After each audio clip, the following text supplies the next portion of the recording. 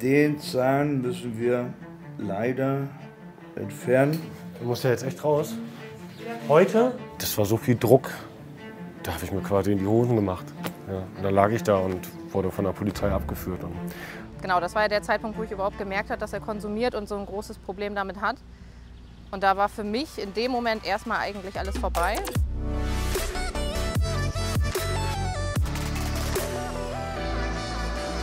Ja, freut mich. Geht's dir gut? Mir geht's gut. Das ist schön, ja. Ich bin ein bisschen aufgeregt. Brauchst du nicht, kannst mich alles fragen. 10 Jahre war Martin kokainabhängig, bevor er 2019 den Absprung geschafft hat und clean geworden ist. Jetzt lebt er mit Frau Michelle, Tochter Eva und Hund Yoda im beschaulichen Petersdorf im Raum Oldenburg. Super, danke. Wie ist das eigentlich losgegangen bei dir mit dem Kokainnehmen? Das fing sporadisch an. Also ich habe das angeboten bekommen in der Diskothek. Das war eine junge Frau, sah sehr attraktiv aus. Und ich habe mir halt gedacht, ja gut, wenn sie das nimmt, was soll mir denn passieren? Und meine Freunde, mit denen ich da war, die haben das halt auch befürwortet. Dann hat sie uns das gezeigt, wie man das macht. Es wurde auf dem Klodeckel portioniert, in Linien auf dem geschoben. Klodeckel drauf? Ja, so. Es gab keine Ablage. Ich kann mich noch sehr gut daran erinnern. Also von daher schön auf dem Klodeckel.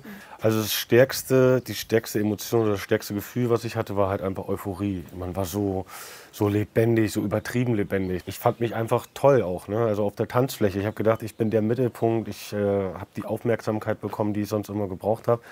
Aber das ist ja auch alles nur Fake, ne? Man denkt ja wirklich, das ist die Realität, aber was man da überhaupt sieht und was man fühlt, ist was völlig anderes. Das ist eine Illusion fast, ne? Wahrscheinlich das Gefährliche dann auch, dass du dich daran erinnern kannst und gemerkt hast, dass es ein gutes Gefühl war. Ja, was war denn so das Ekligste?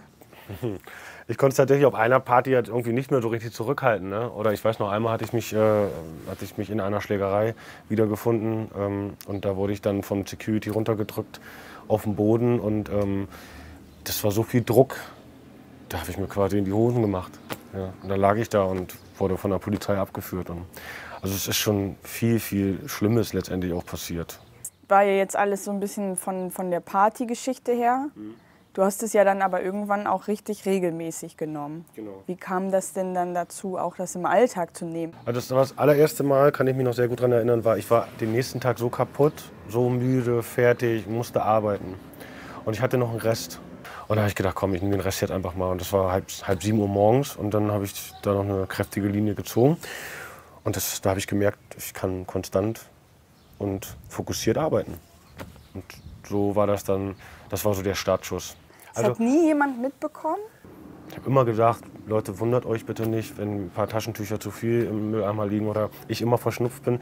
Ich habe eine Hausstauballergie und einmal wurde ich erwischt. Ich habe es am Anfang auf der Toilette gemacht, klar. Dann habe ich irgendwann mein eigenes Büro gehabt, habe das dann direkt auf meinen Schreibtisch gemacht und habe dann die Tastatur über die Linien dann immer raufgesetzt. Also es ging eigentlich immer nur so. Ich wurde einmal erwischt von einem Mitarbeiter, der gerade reingekommen ist. Aber wortlos, also der hat nichts gesagt, ich habe nichts gesagt und ein paar Tage später wurde ich aber auch entlassen. Kein Gespräch, nichts. Gar Das nichts, hat dir auch nee. niemand mal irgendwie gesagt, Mensch, brauchst du Hilfe oder so, gar nichts? Nee, das gar nicht, tatsächlich nicht, überhaupt nie. Ja, krass. Das finde ich auch schon wirklich richtig traurig. Das erschüttert mich auch jetzt gerade sehr, weil ich denke so, wenn man jemanden dabei erwischt, null jemanden drauf anzusprechen, wenn man das mitkriegt, das finde ich echt schwierig und kann ich nicht verstehen. Würdest du sagen, war der Moment, wo du auch selber gemerkt hast, okay, stopp, ich bin hier jetzt auch wirklich abhängig, das geht nicht mehr? Ich habe das schon relativ früh gemerkt, ich habe es mir aber nie eingestehen können. Ich habe immer gedacht, ich kriege jetzt noch die Kurve. Als ich dann in meinem ersten Entzug war, habe ich gewusst, ja, ich habe ein Problem und ich muss was machen. Wusste aber auch nicht, was für Möglichkeiten es gibt. Also Therapie, das war mir alles noch sehr fremd und neu. Und ich habe dann nach meinem ersten Entzug auch gedacht, okay, ich bin geheilt. Aber das war ja der Schuss im Ofen. Dann ging das ja erst richtig los. Und erst nach meinem zweiten Entzug, als ich die Therapie dann in Erwägung gezogen habe, da habe ich gemerkt, okay, ich bin jetzt auch abhängig, ich habe eine Suchtkrankheit und muss da jetzt gegensteuern und was unternehmen. Welche Erfahrungen habt ihr mit dem Thema gemacht? Schreibt es doch einfach in die Kommentare und aktiviert die Glocke, abonniert den Kanal und lasst einen Like da. Ja. Moin, na? Ja, überhaupt nicht. Alles gut. Dich kennt man also hier. Wie bitte? Bist du bekannt hier? Nee, gar nicht. Das ist aber mein MPU-Berater. Ach so. Da hinten ist eine Fahrschule. Es riecht schon nach Zahnarzt. Es riecht schon nach Zahnarzt, man riecht es durch das Fenster. Ist es auch, ja. Durch die Sucht musste der 32-Jährige nicht nur den Führerschein abgeben, rund 50 Jobs hat er verloren. Viele Freunde haben den Kontakt abgebrochen, auch sich und seinen Körper hat Martin stark vernachlässigt.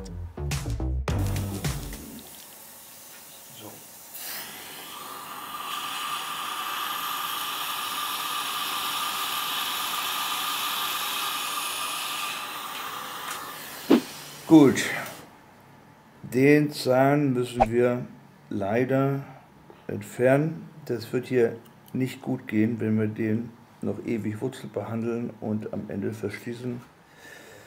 Muss der jetzt echt raus? Heute? Nee. Oh. Das ist ja das Hauptproblem, sag ich mal, dass Zähne gerade bei Drogenabhängigen ganz schlimm auf der Strecke bleiben. Im Schnitt haben Drogenabhängige 3,5 Zähne weniger.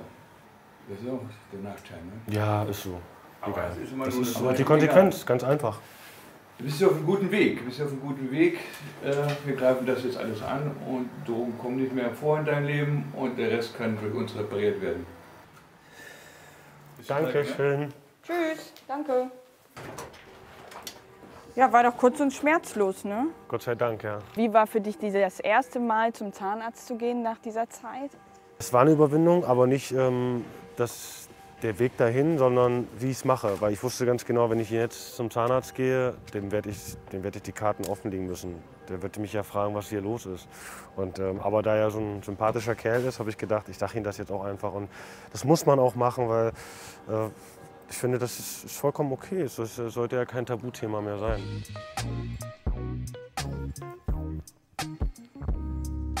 Kennengelernt haben sich Martin und Michelle vor knapp 10 Jahren beim Feiern. Sie waren lockere Bekannte. Dass Martin drogensüchtig war, wurde Michelle erst in ihrer Beziehung klar. Seit 3 Jahren sind sie ein Paar. Also das ist sein Suchtproblem und egal wie ich mich verhalte, wenn er einen Rückfall haben wollen würde oder es dazu kommt, kann ich nichts dagegen tun. Er hat dieses Problem quasi in die Beziehung gebracht und ich wollte dann eben nicht mich darum kümmern müssen, dass das Vertrauen wieder aufgebaut wird oder dass ich ständig Angst haben muss um mich, um ja, auch meine Wertgegenstände damals. Er hat ja damals mein Auto geklaut und mein Geld und also da waren halt schon... Ja, und ich habe halt einfach versucht, einen Weg zu finden, wie ich mich möglichst wenig belaste damit. Und genau, dann haben wir halt ein paar Regeln festgesetzt, damit das irgendwie funktionieren kann, ohne dass ich daran zerbreche oder mir wirklich den ganzen Tag nur Gedanken um seine Sucht mache. Ja, krass. Also wenn er wirklich deine Wertgegenstände genommen hat, da ist ja Vertrauen wirklich erschüttert. Und gab es denn dann auch so Momente, in denen du gezweifelt hast und gesagt hast, nee, das ist mir jetzt auch wirklich zu viel? Genau, das war ja der Zeitpunkt, wo ich überhaupt gemerkt habe, dass er konsumiert und so ein großes Problem damit hat. Und da war für mich in dem Moment erstmal eigentlich alles vorbei. Und eigentlich gab es da auch kein Zurück für mich. Und warum? Er hat sich ja in dem Moment dann in die Klinik begeben und genau, und zu dem Zeitpunkt habe ich erfahren, dass ich schwanger bin. Und ja, das Kind ist dann leider nicht zur Welt gekommen und da ging es mir in dem Moment ganz, ganz schlecht mit. Und er hat es in der Zeit geschafft, irgendwie trotzdem für mich da zu sein, obwohl er ja alle seine Baustellen eigentlich erstmal ja, bekämpfen, bearbeiten musste, wie auch immer. Im Herbst erwarten Martin und Michelle ihr zweites Kind. Was sagen denn eigentlich deine Freunde und deine Familie dazu? Haben die da krass reagiert? Wissen die das überhaupt? Ja, also ich habe das eigentlich schon, also ja doch, Freunden und Verwandten habe ich das schon erzählt. Meine Mutter hat da sehr allergisch drauf reagiert. Kann ich im Nachhinein ganz gut verstehen, weil ich ja jetzt selber Mutter bin und sie mich mit Sicherheit nur beschützen wollte. Von den Freunden war ich ehrlich gesagt überrascht.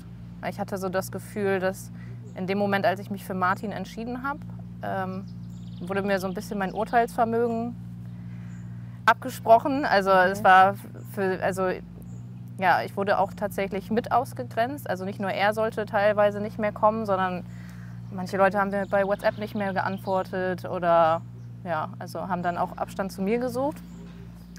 Und das fand ich schon ehrlich gesagt ganz schön hart, weil ja, sowohl er ist ja trotzdem hinter der Sucht auch noch ein Mensch und Du hast gar keine Drogen genommen. Ich habe weder Drogen genommen, noch habe ich irgendwie, also ich bin halt auch meinen Freunden damit nicht zur Last gefallen oder so. Also unsere Beziehung war nie irgendwie das Gesprächsthema für alle oder dass ich mich jeden Tag bei jemandem ausweinen musste. Ne? Also ich bin da tatsächlich ganz gut mit mir und ja, den Anlaufstellen gefahren, die es da damals gab. Und das, muss ich sagen, hat mich schon so ein bisschen erschüttert. Ne, Ja. da bist du ganz schön stark gewesen, würde ich sagen, dass du das so einfach dann auch gegen diese ganze Gegenwehr ausgehalten hast. Ja, aber das, muss ich sagen, war tatsächlich fast schon der schwierigste Teil für mich persönlich.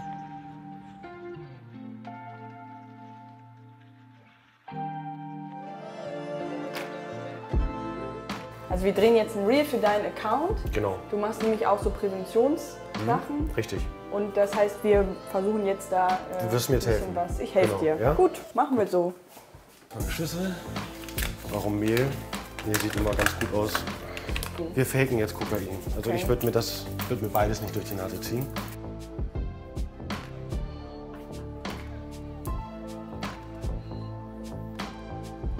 Ist denn das Mehl jetzt wirklich auch so ein bisschen wie Kokain ist von der Substanz?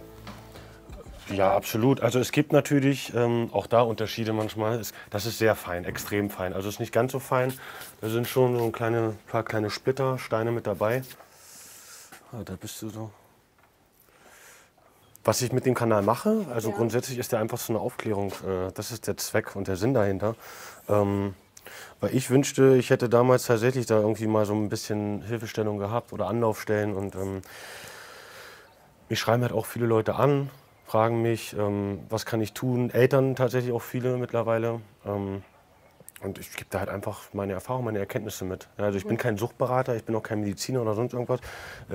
Aber ich finde, diese Erfahrungen sind einfach auch so viel wert. Und das ist halt auch der Grund, warum ich an Schulen gehe, um diesen jungen Menschen, sage ich mal, irgendwo schon zu sagen, hey, das ist nicht cool, es ist auch kein Lifestyle mehr, schon lange nicht mehr. Man muss einfach mega aufpassen. Okay, fangen wir nochmal an. Hi, das ist Vanessa. Vanessa ist Polizistin und die hat mir heute aus der Adversatenkammer ein bisschen Kokain geschmuggelt. Ist natürlich Spaß. Vanessa ist Fahrerin und wir drehen zusammen gerade ein Video. Das ist auch nur Mehl hier drin. Martin klärt über Drogen auf. Dafür geht er in Schulen und Hilfseinrichtungen, aber auch online auf seinem Instagram-Kanal. Ist mir auch egal, lass mich in Ruhe. Lass mich bitte in Ruhe. Nein, ich bin nicht zu Hause. Mein lieber Martin, ich möchte, dass du weißt, dass ich dich über alles lieb habe und ich so handeln musste, damit du aufwachst. Ich habe am Ende nur Angst, ja Angst vor dir und dass hier irgendwann verrückte Typen vor der Tür stehen. Ich möchte, dass du weißt, dass du immer mein Ein und Alles bist. Und ich dich sowas von lieb hab und hoffe, dass du mich verstehen wirst.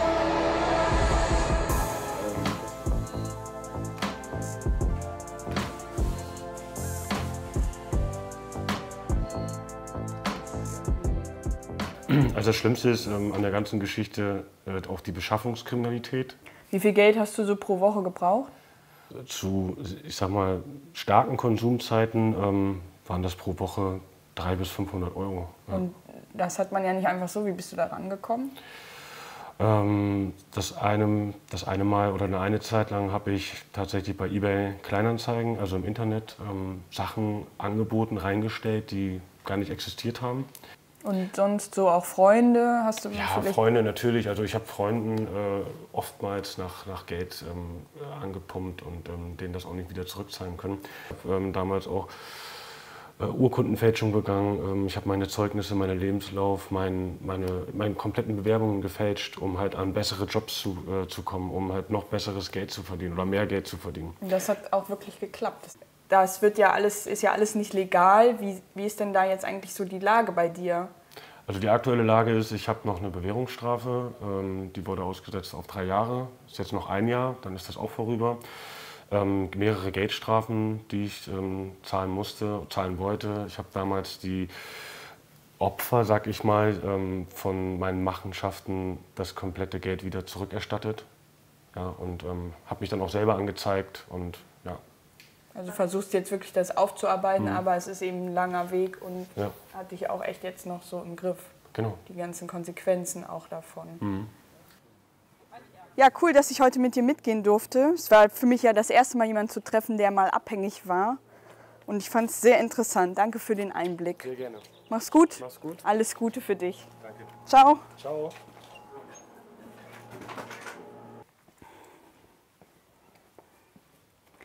Ja, es war auf jeden Fall ein krasser Tag für mich. Mich hat wirklich am meisten bewegt, wie sehr man sozial vereinsamt, wenn man konsumiert. Dass dann auch niemand nachfragt oder sich mal kümmert, dass man auf sich allein gestellt ist, das hat mich echt sehr angerührt. Und dass man eben dann auch keine Chance hat, da rauszukommen, wenn man nicht einen gewissen sozialen Rückhalt erlebt. Toll, dass Martin so offen war, hat mich sehr beeindruckt und ich hoffe, dass er weiterhin clean bleibt.